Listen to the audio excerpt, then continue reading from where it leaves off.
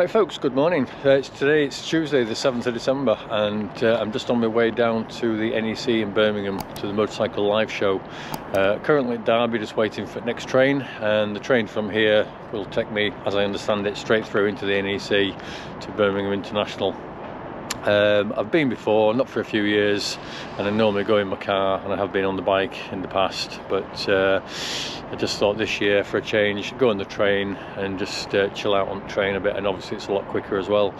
So yeah, I'll catch up with you when I next get to Birmingham, the NEC, and we'll see what it holds there, how busy it is. Hopefully it's a well attended event this year, because there wasn't one last year obviously. But yeah, weather's good. We're supposed to have some storms that are coming in today, but so far there's been no travel disruption or anything like that. Hopefully it'll stay that way, and hopefully I'll get back home tonight safely and on time. Okay, I'll catch up with you soon. Take care.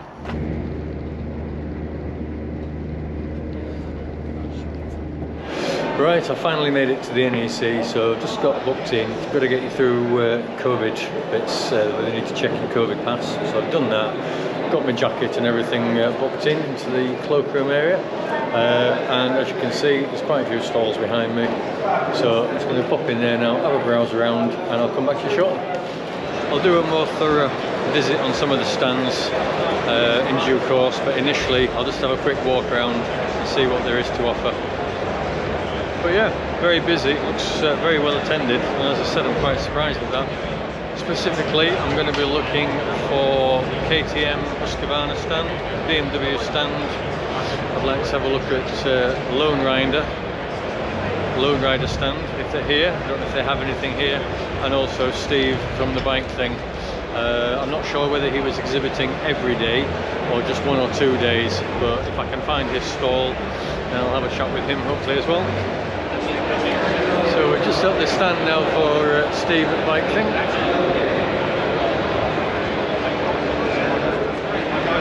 This is KTM. Got the man himself there.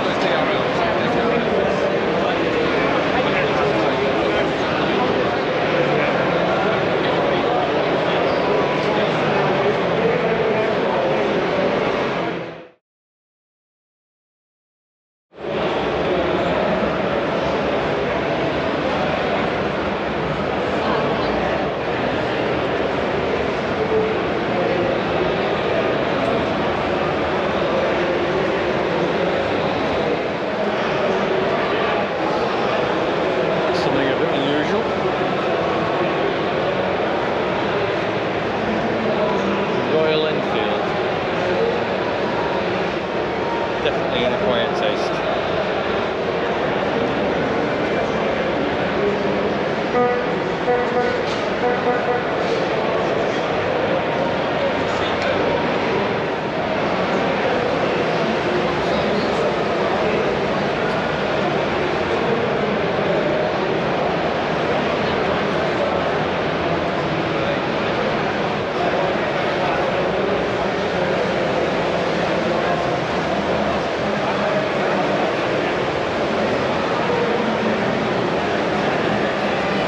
Obviously these will be getting more popular, enough cameras. A lot of people have those fitted these days, especially on GS's. Well worth the money.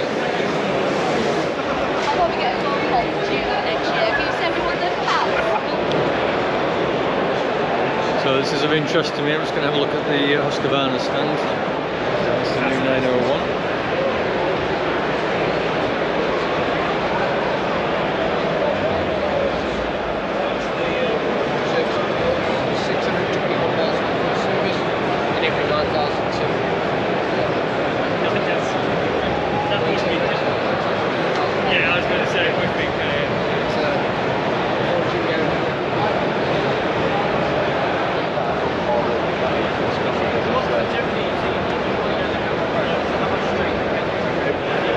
So that's a nice looking bike, the Husqvarna 701.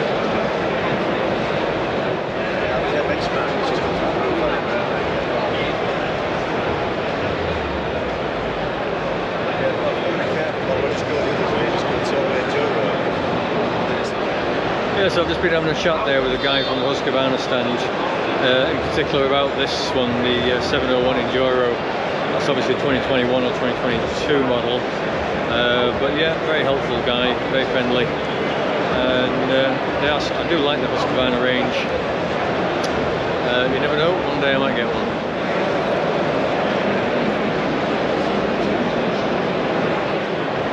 So I like that as well, that's a nice bike. Some serious fun on that.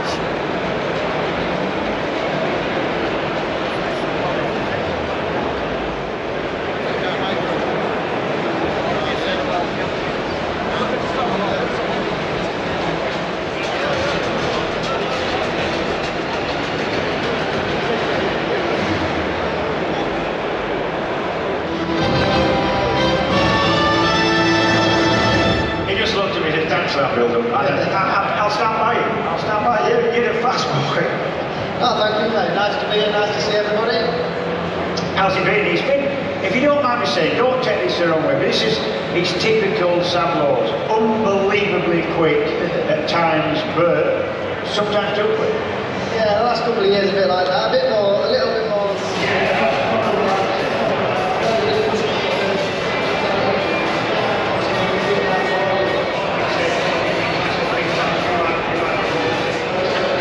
I don't dislike these, won't be any good where I live, but it's quite a beast. Just under 30 grand will get you that.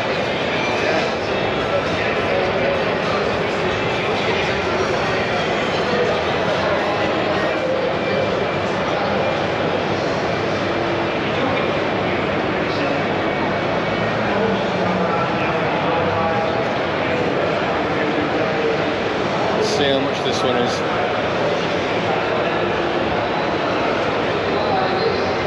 Only 69,750. So it does look nice though.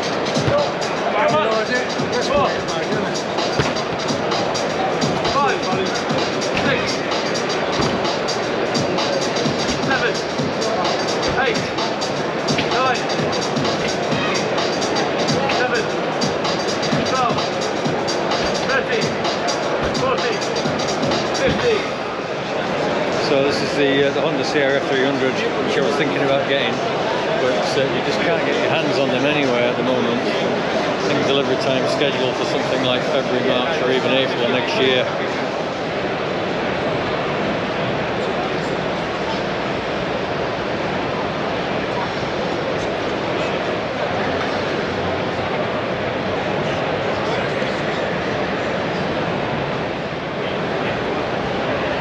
So I think this is the model of Royal Enfield Itchy Boots did one of the recent tours on. Might be mistaken, but it looks very similar. I don't know if they do different models of the Himalayan, but they definitely did it on the Himalayan. So I've just been looking at these covers, which might be a good option just for the bikes. I've got a company called Dust Off covers, 35 quid each for a plain one, or 40 quid if you want one that's branded like that. Got a good selection there in the back. So yeah, just picked up a brochure, might get one of those or certainly a couple of those covers on the way back. So this is something I'm interested in, the TRF. Could do with joining something like that, so let's have a chat with these guys in a minute when they're free. So what have we got? 6,000 plus trail riders. Oh, yeah, all across the street, yeah.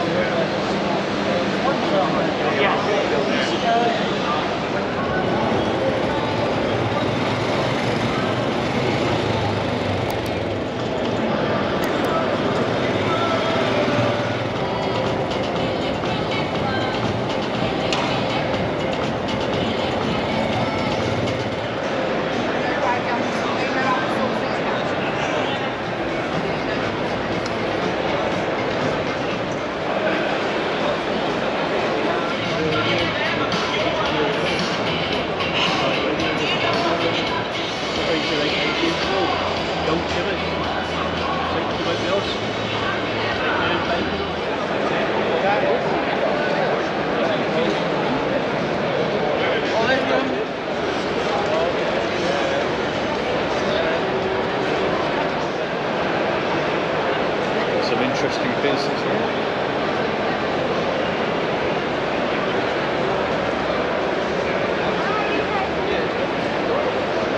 I quite like that horse's head. Very artistic. Do you make them or? It's my brother actually. He's just sort of the work really. Yeah. And he's made the bike specifically for the show. It took him 120 hours. So he's up for around about £800. Yeah, you can see the amount of work that's gone into that though. I mean, it's, are they very popular? Yeah, everything's pretty much commissioned, to be fair. So, seats on springs, that comes off, right. apart, etc. So there's a lot of detail there and a lot of intricate parts, He started off by making his own bikes and then got into, obviously. So this is something I haven't heard of before. It's called Mental Health Motorbike. It says, when life gets tough, we're here to listen, to support and to ride. It's a registered charity. www.nhmotorbike.com. Mental Health Motorbike is a free national mental health support charity for the biker community, existing to promote the well-being benefits of biking, provide a network of support for bikers, by bikers, and to improve the well-being within the motorcycle community. And to improve the well-being within the motorcycle community. Right, so I've just spent a good 20 minutes here speaking to the volunteers on this stand, which is all about mental health and bikers, and they're very, very helpful and informative. So what I'm going to do in a future video is just do some information on this and include details down below of the services that they offer. And they're looking for volunteers in particular who are particularly suited to offering help and support to people with mental health, in particular bikers. So look forward to that in the future. But I'll put details on screen, and by all means have a look at their website and their details. And if you have any concerns, by all means please give them a ring. Okay, so I've just been chatting with one of the guys there from BHP UK, where they do modifications to bikes and enhance the performance of them. I've just been saying that they've been doing some work on one of their production bikes, a GS, and also a 701 Husky. So do you want to just quickly describe what you do, just very briefly? You're right. Yeah, in like 60 seconds. We remap motorbikes. Yep. We're a UK-based company, and we develop all our own maps, all of our own tunes. Take the bike, put it on the dyno, remap it, tuning any modifications that you've got. Get around some of the Euro emissions laws that bog the bike down, make it a lot more responsive to ride, and just a generally better feeling bike is what we try and achieve. Yeah, and people can just ring you up, obviously look on your website and then get some details and stuff like that. Yeah. Terrific. Okay. UK, yep. All right. Okay.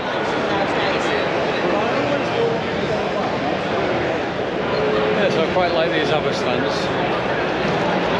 Not sure how much they are for the GS. I think they're about the £400 mark. It's certainly a good alternative to having a bed, a table lift.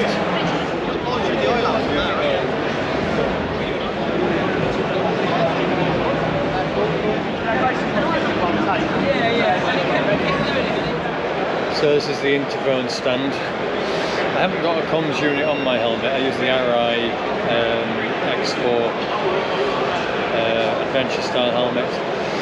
I've contemplated putting some sort of comms unit on because I think there are occasions when it would be helpful, but I'm not sure which models would be compatible with my helmet. It might be something I'll look at getting in the near future, especially before I go away on my European trip next year. That would be quite handy to keep in touch with some of the other riders. By all means, if anybody has an RI helmet, an X4, and if they have a comms unit, please leave a comment down below and let me know what you use, what you think of it, how easy it is to fit it, etc. Anything like that from a user's point of view is much better than me just guessing or being told what to buy by a bike shop. Okay. I've never heard of this make of bike before. Maving, or something similar, not sure how you pronounce that. So, Tiger 1200. Nice enough bike, never ridden one. I don't dislike them. Bit different. How much are these then? The retail's £125 and this weekend they're £84 or 2 for 150. All included in that. Shall I give you a camera demonstration? Go on then, fire away. What they do is they've got touch sensitive plate here under the chin. Tap on and off. And if you hold that down, they glow down. Glow back up. All the visors lift up. It's like a white LED bulb in there. They've all been designed with a white LED bulb so you can use them on your desktop. Right. So the white light shines through. And we actually do a white one as well. Right, so 84 quid. 84 quid or 2 for 150, so the second one's a bit cheaper. Yeah. Okay, alright, that's great, thank you. Mate. Yeah.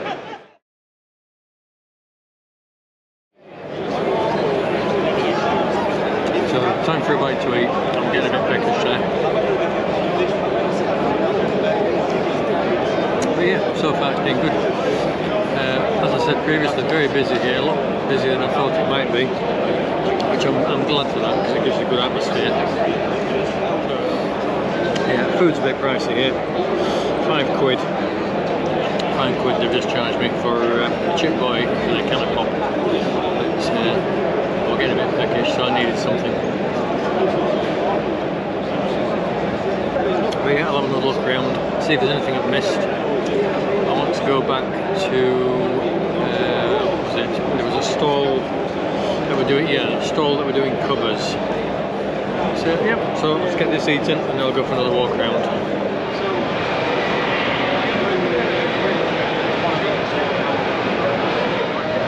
I like the colour scheme on that, it's very different. I've seen that one before.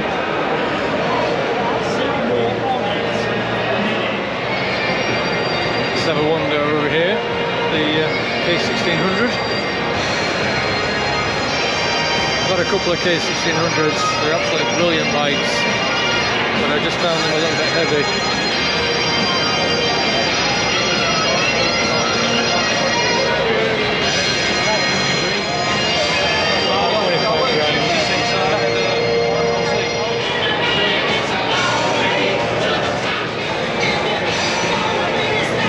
You with anybody? No? I like the TFT screen on that now, much better than it used to be. I've got a couple of K1600s. So this is the new K1600? Yeah, I got that. Yeah. Right. Yeah, anything else different besides it? So obviously the TFT, and we've got a wireless, not wireless, a phone charging department at the top there, so you can plug it in. I'll show you. Yeah, sure, yeah.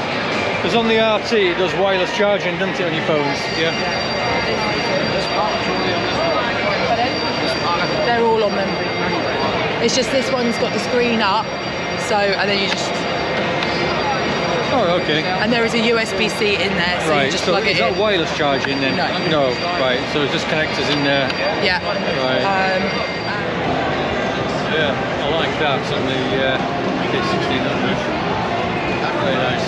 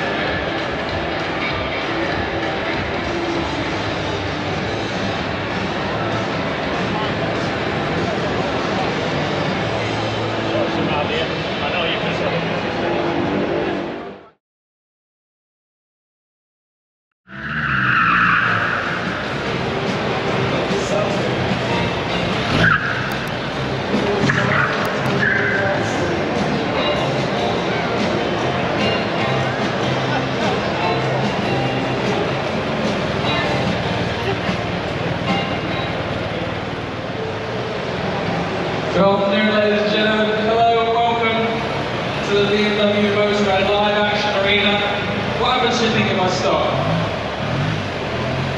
Been following me up there all day. He's a menace.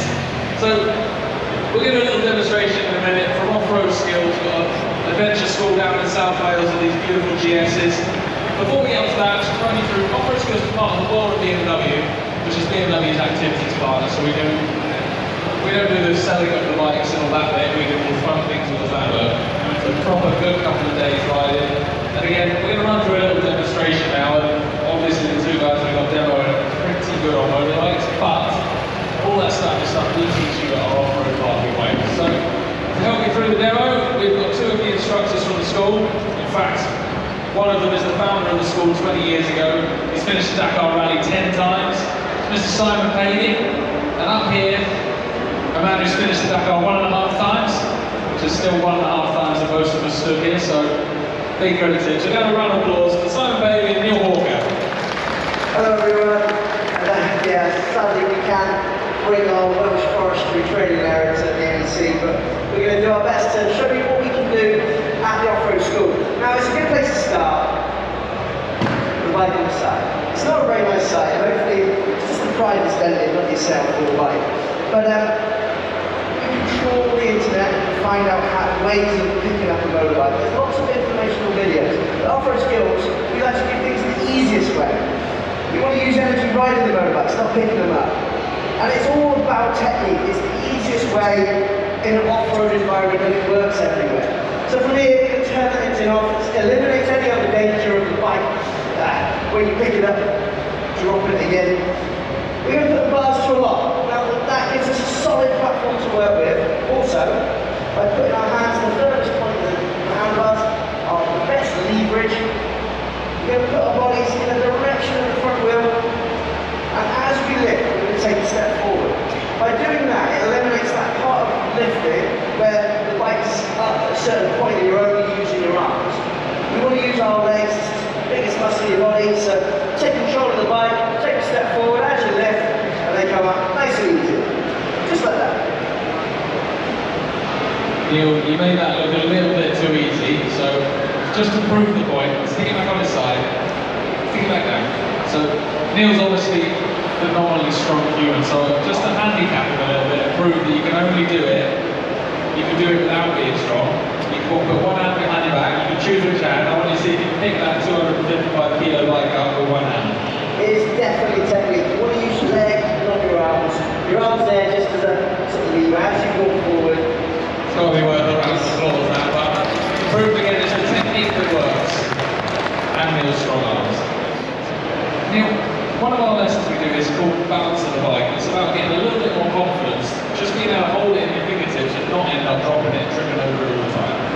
It's a really worthwhile exercise to do on your own as well, because we see it all the time. When people hold their bikes, they go close, they don't want the bike to fall, so they hug it. Every move you make goes through the bike, but by stepping away from the bike, it gives us so much more room and a bit more confidence, because actually, on two wheels, at a certain area, they're not heavy. If you're away from the bike, and the worst happens is it comes towards you, we've got time to save it, if it goes the other way, we can use our body to counteract it. So it's a really good exercise to get used to it, and yeah, it doesn't weigh anything. I'm sure you've never held your bike by the indicators from the front, walked around it, but it's a good icebreaker, confidence builder. As well as an icebreaker and a confidence builder, if you're stood on the wrong side of the bike, holding it by a 90 quid LED indicator in the showroom, discussing what deals the salesman's going to throw in with the bike, this is the best way to get a free set of panniers. You've got his full attention at this point, so a little extra bargaining tool you can use there. So one of the things we always do on our skills, everything we do, we build up slowly, we don't just jump in, we try to get everything, every little bit of riding dialed in. So one of our clutch control exercises is what we call walking with the bike. It's using a little bit of fine clutch control to walk the bike around a little obstacle course. The reason it's a clutch control exercise is because if you let the clutch go all the way out, it's running with the bike, followed by picking up the bike, followed by starting from lesson one again. So clutch control exercises and actually walking with the bike like this, really useful on some of our trips. We go to Iceland, some of our Welsh trips, they do a few big river crossings. Walking the bike through the river crossing, always the safest way. Neil, Simon, jump on those bikes and start riding around for us now. So if you come from road riding world, if you come from normal road bikes, one of the biggest differences when you step to off-road is that not only is everyone riding around standing up, but the steering of the bike, you end up steering the bike through the foot pegs rather than through the handlebars. Yeah, so there's a few advantages of standing up, and being in the correct stand-up position is so important when you're riding off-road. The first one's vision. I can see so much more when I'm stood up. I can look at the view, I can react to things quicker. Everything, yeah, you can see much more, you can plan your route much better. And with that foot peg pressure that Chris was talking about, we can really start to move the bikes around. We can only do this efficiently when we're stood up. Also, combined with our arms and legs, these bikes have great suspension. So you can go really gnarly off-road. You'll be surprised where you can go on these machines. And the riding position itself is such a small thing to quickly talk about and demonstrate here, but getting the right riding position off-road makes a massive difference. The better position you're in, the easier it is when it does catch a rock, when you do catch some slippery mud.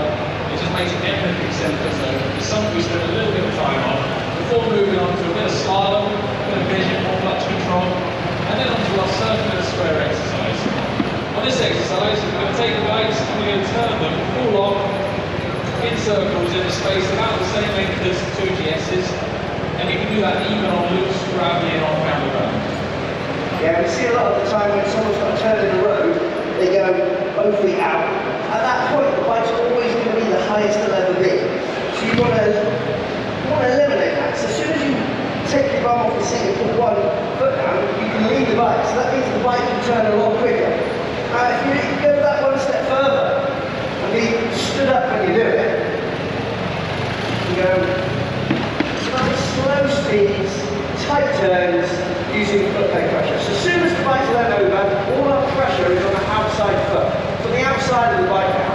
The more weight you can put on the outside, the tighter you can turn, the more you can lean it. Luckily, that's an advantage of eating a few more bikes at lunch. Nice tight turn there. And again, this is something that is great to practice this on our bikes in a controlled environment, with no worries about dropping them. It's good to be able to really push your riding and see just what you can get away with on these things. So from foot brake pressure, from riding position and control like that, we start looking at the other controls and then start looking at braking. The GS has an ABS Pro system on it. ABS Pro lets you lock the rear wheel and keep the ABS on the front wheel. When I do my exercise in the ring, practice skidding the rear tyre, I can bore you to tears with all the good reasons why we do that, but the bottom line is, it's just fun. It's like your BMX when you're a kid. Riding along, doing skids and making too much noise. Never grow out of that. So moving from the back brake, we then start working on the front brake. We're looking to do a bit of finesse, a bit more control with that front brake lead. Yeah, it's a common misconception when we're adventure bike riding off-road riding that people don't want to use the front brake. Especially when you're on slippery trails or gravelly trails, people tend to stay away with it. Actually, it's the opposite. You want to be able to use your front brake. So the exercise we do is to get good on and precise on the front brake. With the clutch out, a little bit of drive, we're just getting you to get that feeling with the front brake locking out. So we go in a straight line, clutch is out, a little bit of drive, and we're just getting that front wheel to the point of locking up to get really precise on the front brake. So the guardsman barriers, I've seen these on the Mr. Players YouTube channel, where he's got one of those going across his garage entrance. They're about the 600 quid mark or something like that, but I suppose they have their purpose. I'm not sure I'd spend 600 quid on something like that, but each to their own. Beautiful detail there.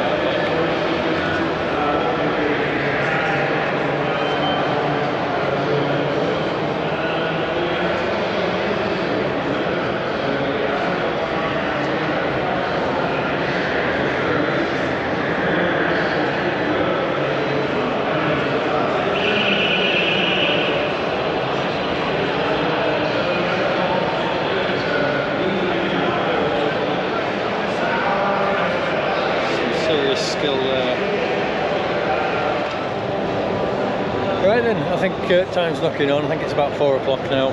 It's going to take me at least 3 or 4 hours to get home on the train, assuming they're all on time. So I'm going to head back towards the cloakroom when I find the right exit, get my jacket and get my stuff together, and then make a move back down towards the railway station to go from Birmingham back up towards Derby and further back up north towards Leeds and Bradford. But yeah, it's been a good day out. Glad I came. I've had a quick look outside. No signs of any storms that they've been promising, so that's good as well.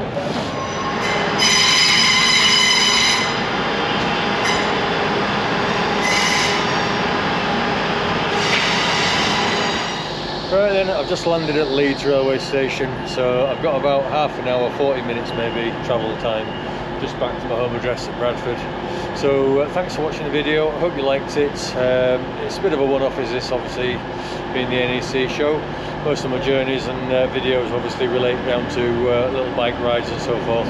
But nevertheless, if you liked the style of videos that I do, etc., please feel free, leave a comment, subscribe if you will, that'd be much appreciated. And stay tuned, and then obviously look out for the next video, which will probably be in a couple of weeks. Okay, thanks so much for taking the time to watch my video, and I'll catch you all later.